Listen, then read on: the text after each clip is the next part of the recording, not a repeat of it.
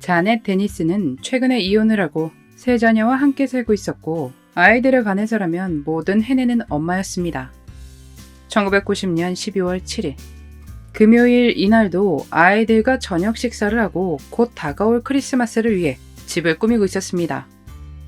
다음 날은 아들 테드의 레슬링 경기가 있었기에 자넷은 그곳에 참관할 예정이기도 했죠. 그렇게 네 사람은 잠자리에 들었습니다. 이른 아침 테드는 잠에서 깨어나 엄마를 찾아 자넷의 침실 문을 열었지만 그곳에 그녀는 없었습니다. 테드는 집에 엄마가 없자 차고를 확인하는데 차가 없다는 것을 알게 됩니다. 그다지 걱정을 하진 않았습니다. 아마도 엄마가 레슬링 대회 때 먹을 간식을 사러 갔다고 생각했거든요. 그렇게 엄마를 기다렸지만 엄마는 돌아오지 않았습니다. 밤이 되어도 돌아오지 않는 엄마를 걱정한 테드는 아버지 리로이 데니스와 함께 경찰서로 가 엄마의 실종에 대해 알립니다. 주말이 되면 돌아올 것이라는 예상과는 다르게 월요일이 되어도 자넷은 집에 돌아오지 않았고 경찰은 그녀의 실종에 대해 진지해집니다. 그들은 전 남편에게 질문을 하기 위해 자넷의 집으로 향했습니다. 기본적인 질문들이 이어졌죠. 무슨 옷을 입었냐? 언제 마지막으로 보았느냐? 사이가 어땠느냐 등등. 전 남편 리로이는 아이들에게 전해 들은 대로 자넷이 청바지와 빨간색 상의, 금목걸이를 하고 있었으며 금요일 밤에 마지막으로 보았다고 전했습니다. 그러면 자신과 자넷은 이혼을 하긴 했지만 사이가 나쁘지 않았다고 이야기했죠.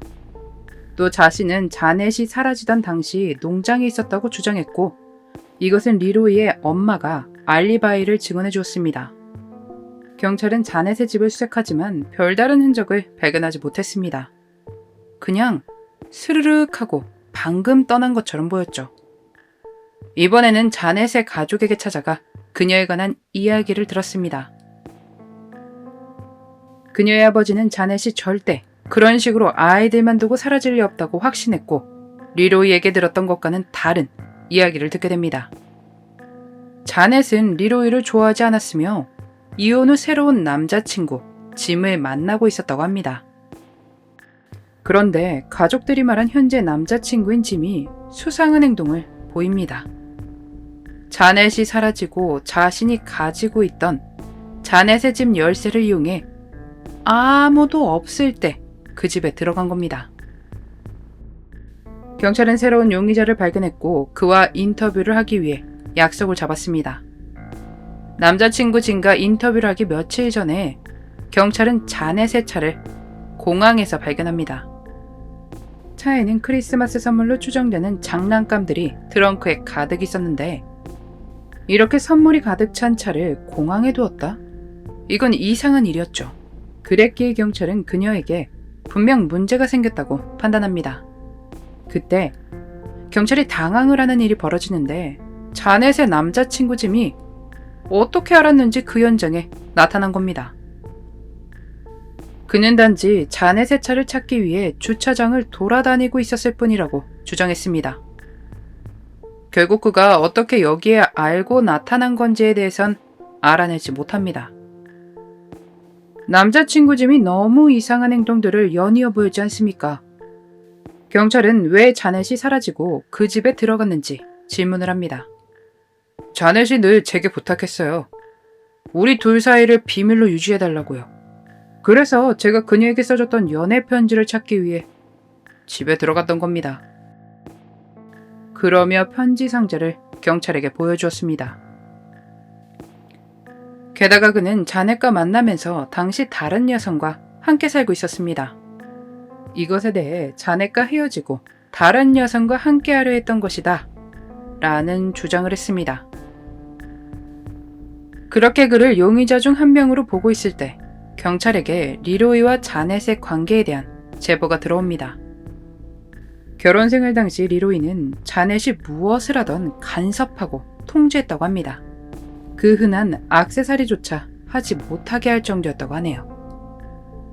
또한 이혼도 원만하게 된 것이 아니며 종종 리로이가 자넷의 집에 찾아가 말다툼을 벌였고 양육권도 자넷이 온전히 갖는 것에 불만을 품었답니다. 이상한 일이었습니다. 리로이는 경찰에게 자넷이 양육권을 전부 갖는 것에 대해 괜찮다고 말했었거든요. 리로이는 집 이웃들에게도 그다지 평판이 좋지 못했는데 이웃들 대부분이 그가 자넷의 실종에 책임이 있을 거라 믿었습니다. 그리고 실종 일주일 전에 이웃 주민들이 그의 농장에서 불을 피우는 것을 목격했지만 이것은 그녀가 사라지기 전에 일어난 것이기에 경찰은 크게 신경 쓰지 않았습니다. 리로이와 사람들의 상반된 주장과 거짓말로 경찰들은 더더욱 그를 의심했습니다. 경찰은 그에게 거짓말 탐지기 테스트 요청을 했고 그는 동의합니다. 저는 그날 상점에 들렀다가 집에 와서 쭉 시간을 보냈습니다. 한결같은 주장을 하며 거짓말 탐지기 테스트를 하지만 결과가 제대로 나오지 않아 다시 한번 테스트를 하겠냐고 물었는데 그는 자신이 심장질환을 앓고 있기에 다시 테스트를 진행하고 싶지 않다고 거절합니다. 이번에는 남자친구 짐이 거짓말 탐지기 테스트를 하는데 그는 통과하지 못했습니다. 정말 수상하지만 딱히 그녀의 실종으로 그를 연결시킬 만한 증거는 없었습니다. 그때 리로이가 경찰에게 전화를 해 자넷의 집에 아직 남자친구 물건이 남아있다며 알렸고 경찰은 그것을 확인하러 찾아갔습니다. 물건은 별거 없었습니다. 세면도구들과 비디오 테이프 다였죠. 빨간 딱지 비디오였는데 출연진들의 상태가 좀 괴기스러운 그런 영화였습니다. 경찰이 이게 네 것이냐 물으니 짐은 내 것이 아니다 라고 말하며 자신은 자넷과 함께 이런 빨간 딱지 영화를 본 적이 없다고 주장했습니다. 경찰은 다시 한번 거짓말 탐지기 테스트를 진행하는데 이번에 짐은 통과합니다. 첫 번째 실패 요인이 아마도 당시 짐의 몸 상태가 나빴기 때문에 결과가 다른 것이라고 생각했고 이제 경찰은 리로이에게 온전히 시선을 돌리게 됩니다. 자넷이 사라지고 2달 후 리로이의 이웃들로부터 경찰은 정정된 제보를 받습니다. 자신들이 전에 말했던 자넷의 실종 일주일 전에 봤다는 그 불이 알고 보니 자넷이 사라진 다음 날 아침이라는 것이었습니다. 경찰은 이 소식을 전달받고 1991년 2월 14일 그의 농장을 수색합니다. 샅샅이 그 지역을 조사하다 나무들 사이에서 불에 탄 뼈처럼 보이는 것을 발견했습니다. 그리고 금목걸이도 발견했죠. 검사 결과 그것이 자넷으로 확인됐습니다. 경찰은 리로이를 자넷의 혐의로 체포했습니다.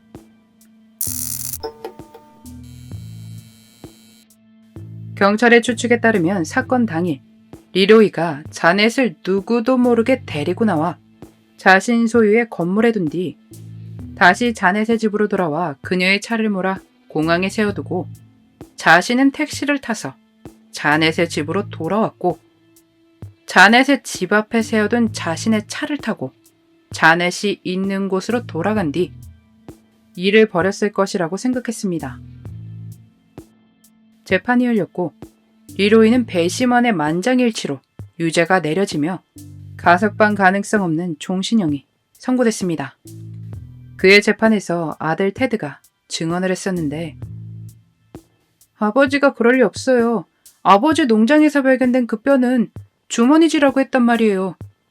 나랑 동생은 그걸 던지고 놀았어요.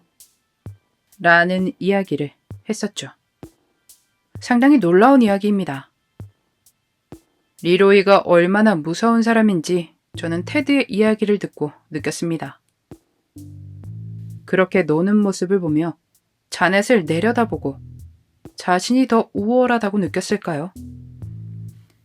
이러한 사건들이 참 많지만 자식들을 데리고 가서 보여주었다는 점은 정말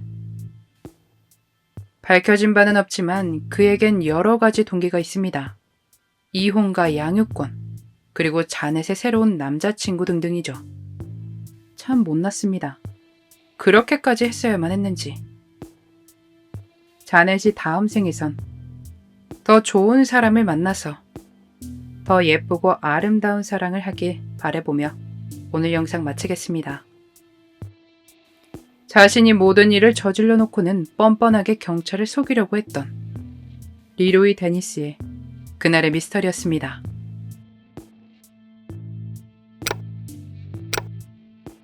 마지막까지 시청해주셔서 감사합니다.